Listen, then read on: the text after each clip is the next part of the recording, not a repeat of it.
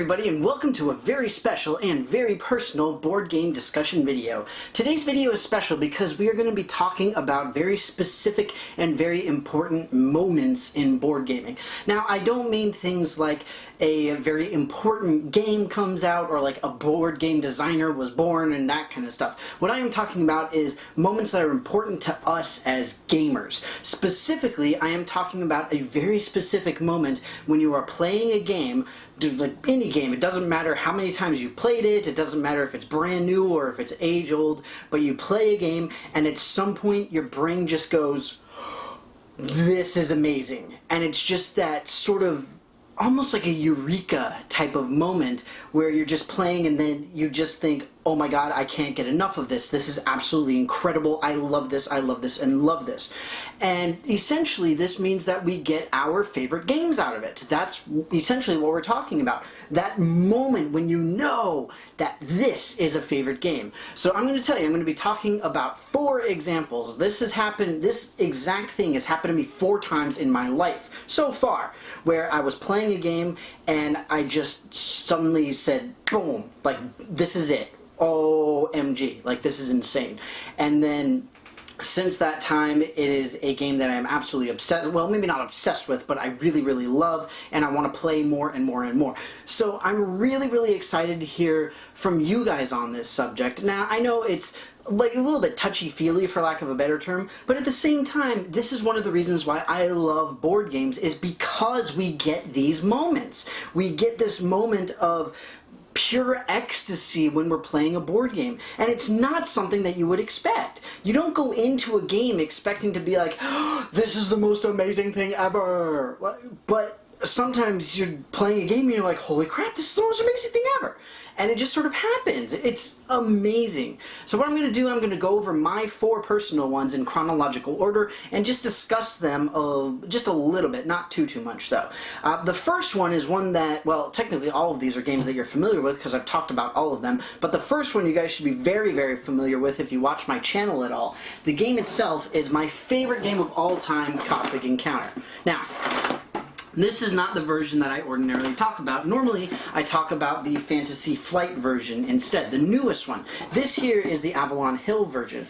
It is the oldest one that I personally have. It is not the oldest one that I have played. The very first one that I played was actually the original Mayfair, or a original Mayfair version of the game. And I remember the very first time I played it is when I said, yes, this is it. This is an amazing game. It's absolutely incredible. What we did is we sort of had to jury-rig everything together. We had, I think it was 2 Mayfair sets and then 1 Avalon Hill set to get enough pieces to play with. It was like 9 people. It was absolutely insane. But it was so much fun. We had a ridiculous time with it. We always had a blast, and it was incredibly enjoyable. I absolutely loved it. It was love at first play, essentially, for me personally. And since then, I've gotten everything that I can with Cosmic Encounter. You can see my box for the Avalon Hill one is basically falling apart. It's in not good shape. It's not fun, but it still works. It still has all the pieces, and I got it pretty cheap, so I'm happy about it. But Cosmic Encounter obviously is my favorite game of all time, but it is also the very first game that gave me the moment of, oh my god, this is amazing. And since then, I have loved it, and I play it as much as I possibly can. Next up is well, all of the other games are relatively new, but the next one is actually essentially a war game, and I've talked about it quite a bit, and in this case, this really it didn't really spark my love for strategy because I already love strategy games, but this really, you know, sort of drove home the idea of playing strategic games. So the game itself is actually Twilight Struggle. Now this is a very interesting case here because the moment that I had with this game was actually before I even played it. It was when I was just reading about it and I was trying to find a place to get it relatively inexpensively and all this kind of stuff. It was at the time, this was still #1 on Board Game Geek, although it wasn't too long ago that was true.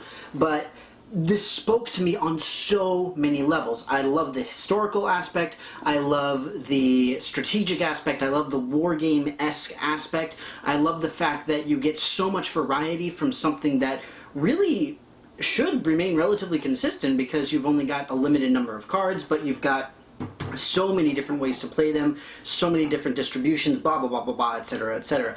There is a lot going on with this game.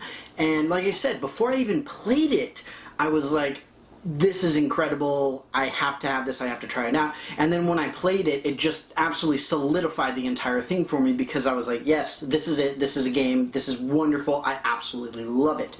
And I didn't have the same thing with Labyrinth, which is, I don't know if you call it like a spiritual successor to Twilight Struggle, but uses almost identical mechanics but with the War on Terror. It is a great game, don't get me wrong, but Twilight Struggle was really the one that had me in my sort of Eureka, aha, OMG type of moment. And to this day, like, I try to play it whenever I get a chance. The problem is it's just so big, it's so heavy. I mean, gameplay-wise, it's not, you know, physically heavy, but it's difficult to make this game happen, which is tragic, honestly, it really is. That's actually the case with a couple of the other games as well. But either way, Twilight Struggle is a wonderful, wonderful game that gave me a big, amazing, like, ecstasy, aha, whatever you want to call it, moment that I absolutely still love to this day. So one thing that I've talked about a lot on my channel is theme. The next two games I'm going to be discussing actually sort of delve into that aspect. But you may be thinking, well, Danny, we all know that you're a scientist because you talk about it. But the thing is that the theme doesn't make a game. Just like having a bad game with an awesome theme doesn't make the game, you know, I mean, it makes a game bearable, but it doesn't make it good. But having a game with really good mechanics and a bad theme can make it mediocre as well. The thing is that simply having a wonderful theme doesn't mean that I'm just going to be like, oh, wow, this is so amazing, this is absolutely incredible, this is everything I ever wanted. But it does help a lot. And especially when I'm looking at science games and things like that, then I look at accuracy of science. I mean, because for some games they are like very strict, hard line, this is science, this is how it works, blah, blah, blah. And in that case, I'm kind of like, oh, well, but this is actually this, this, and this. Whereas some games, like the one I'm going to talk about, sort of, I mean, it's scientific in the sense that you are doing logical reasoning, deduction, and things of that nature, but at the same time, it's meant to be goofy, it's meant to be weird, and it is wonderful in that endeavor. The game itself that I am talking about is Alchemys. So this is a game that I've had for a couple of years. It's not been too long. And the thing is, this is actually the very first game that I did my review and demo on. That is how much I love this. For those of you who don't know, it's actually a pretty heavy game. It's a pretty big game. And it's, again, it's not really a spiritual successor, but it is very, very similar in its design to Dungeon Lords. You see a lot of very similar mechanics in terms of like worker placement at different locations. You're able to do different things, provided that you do a specific thing, you know, all that kind of stuff. If you play Dungeon Lords, Alchemist is very, very similar. The thing for me, not only the fact that this is a science game, which, you know, it's alchemy, so science, but the thing is, the rulebook just spoke to me on a ridiculously weird level. And I know it's a strange thing to say, but the fact is, when I was reading through this rulebook, all it did was make me want to play the game more. And how many times can you say that? How many times can you say that you read through a game's rulebook and it actually made you more excited about the game? It's not super common. Like, maybe it's like, oh, cool, like, that sounds like fun, I understand that. But the thing is, this is a complex game. The rulebook is dense, but the thing is, it made me so excited because, again, it spoke to me on this weird academic science level, because that's what the game is. That's the entire point. It's making fun of academia, and that's why it's so hilarious. On top of that, the fact is that you have a really good deduction mechanic. You have a logical problem that you are trying to solve, and you have to use deductive reasoning in order to do it. It's really, really fun. It's a very well done game. I always love to play it. The only problem is, just like with Twilight Struggle, is that this is a tougher game to play, simply because it takes about 2.5 hours, depending on if people know how to play, and on top of that, it's big, it's bulky, it takes up a lot of space, and it's kind of awkward to play, especially if you have to like pass around a phone or whatever to do the scanning of the the materials or whatever, but either way, it is so much fun. And this is one where, actually, unlike Twilight Struggle, this is one where I heard about it and I had the aha amazing moment, because I was like, yes, I need this game, I need it right now, why don't I have this game? And it was like 3 months before it was released, and I was wondering why I don't have it. And that's how badly I wanted to play this game. And that's really what it was. And then I got my hands on it, I read the instructions, which made me more excited, I played the game, which made it even better. I mean, there's just... It's wonderful, and I love it, and it's just sort of a comfort zone for me. Not nostalgic, but again, it just speaks to me on a different level, and that's really what it's about. And again, theme is kind of an odd thing for me because I really love theme. I mean, for crying out loud, my shirt is a D&D shirt. I love D&D, I love D&D games, but the thing is, D&D games like Legend of Drizzt and the Castle Ravenloft and stuff like that, they play like D&D. It's not a bad thing, but I've already played D&D. I don't need a board game to do that as well. I mean, I can play the board game with my board gaming friends who don't necessarily like tabletop role-playing, but it doesn't have that same sort of like, boom, like explosive type of moment. Lords of Waterdeep is a good example of taking the D&D theme and turning it into a really great strategy game, but again, I didn't have that sort of like aha type of amazing moment for it. Same thing, you know, like Shadowrun Crossfire, another great RPG turned into a very high quality, really good game. In this case, deck builder. Same thing, Pathfinder adventure game. Very, very good, very thematic, very fun, but you know, it didn't hit me on the same level as something like Alchemys did, because this just took it to a place that I absolutely adore. And that's why I said theme is an interesting thing in this case. And the last game talks about theme as well. The last game is actually a very new game, well, very, quote-unquote. It's one that's been sort of expanded over the last year or so since it's been released, and it is a ton of fun. It's absolutely amazing. The biggest issue I have with this game is being able to play it consistently, because I can't do it. And that's all there is to it. I am not able to play this game consistently, and it's not really frustrating, but it's a little bit disappointing, because I'm always like, yes, yes, yes, yes, yes, yes, yes, yes, yes. Do it, do it, do it, do it, do it, let's go, let's go, let's go. And then and it just doesn't happen.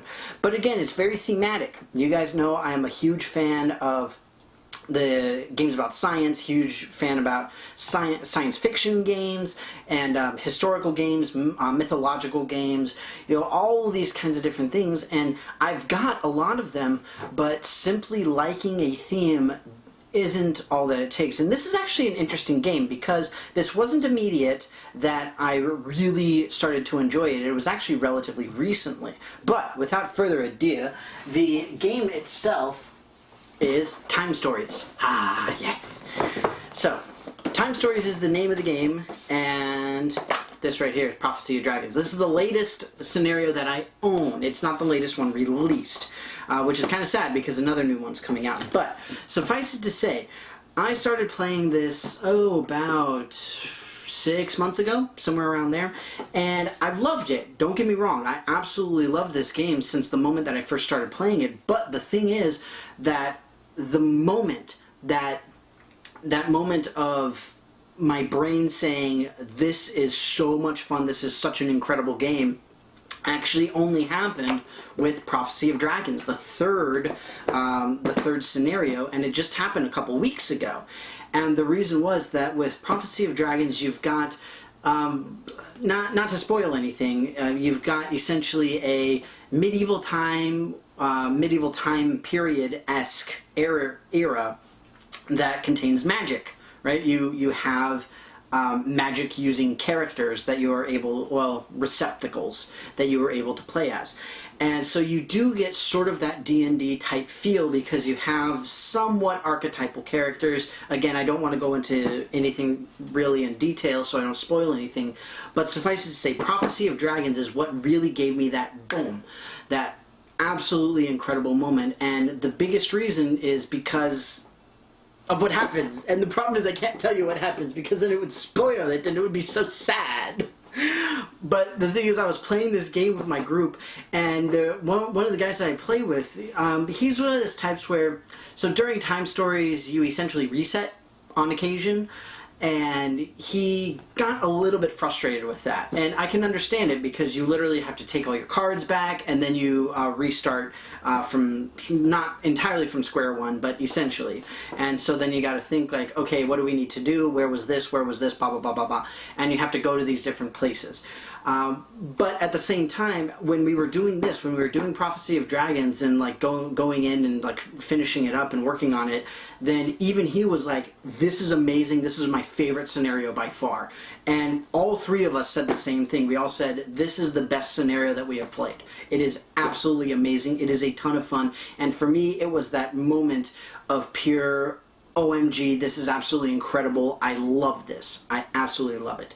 Now, granted, this was on my top 10 list for my top 10 favorite games.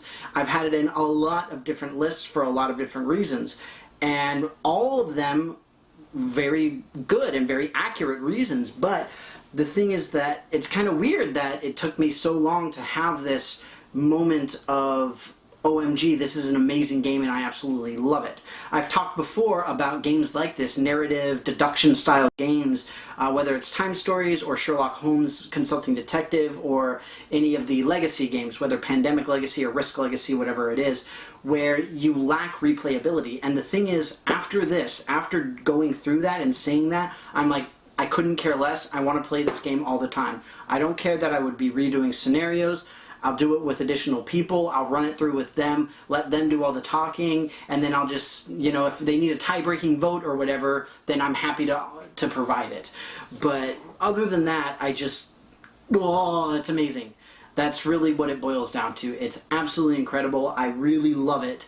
And since I had the moment a few weeks ago, I'm just like, yes. I mean, simply yes. That's all I can say about it. But that's it for me as far as the as far as my four major amazing game moments, I guess we can call them. And like I said, I'm really curious what you guys have to say about it. Now, it may not have been a favorite game. It may have been a game that you were kind of ignoring. But you play it and you're just sort of like, whoa, maybe it's not the first time, it's not the second time, maybe it's the 10th time. And although, why are you playing a game 10 times if you don't really, really like it? But you guys see my point. You know, when did that moment strike you? What was it about the game? Did you see something differently? Did you do something differently? You know, there's a lot of games that came close to this. For example, Star Wars Rebellion. Wonderful war game that I only just got to play a few weeks ago, and again, I absolutely loved it. And it's probably as close as I could have gotten to having another one of these epic gaming moments, or whatever you want to call it. So it's just, I don't know, this is just something that I really wanted to talk about with you guys and just see what you all had to say about it and when you have experienced this feeling. And hopefully you guys know what I'm talking about, because otherwise this is going to be really weird.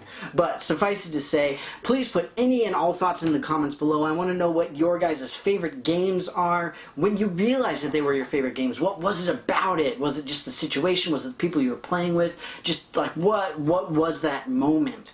And I would love to hear all about it. But with that, thank you so very much for being here. Thank you for watching this video, and I will see you next time. Thank you so much again, everybody, for watching this video on the 4 amazing game moments that I have had in my life thus far. Again, what this is all about is that single moment when you're playing a game and you realize that this is just about the most incredible thing that you have ever experienced. I would love to hear your guys' thoughts on this, and more importantly, I would love to hear your guys' experiences with these. Are there any games that you played through several times before you realized how great they were? Did it take you just one playthrough? Did you not even need to play it to know that you would really love it? Please let me know. I would love to hear any and all stories on it. As always, I've got several of my playlists linked up at the top of the page so you can see some more of my work. And if you want, click on the big giant subscribe button to see more of me in the future. With that, thank you very much again for watching, and I'll see you next time.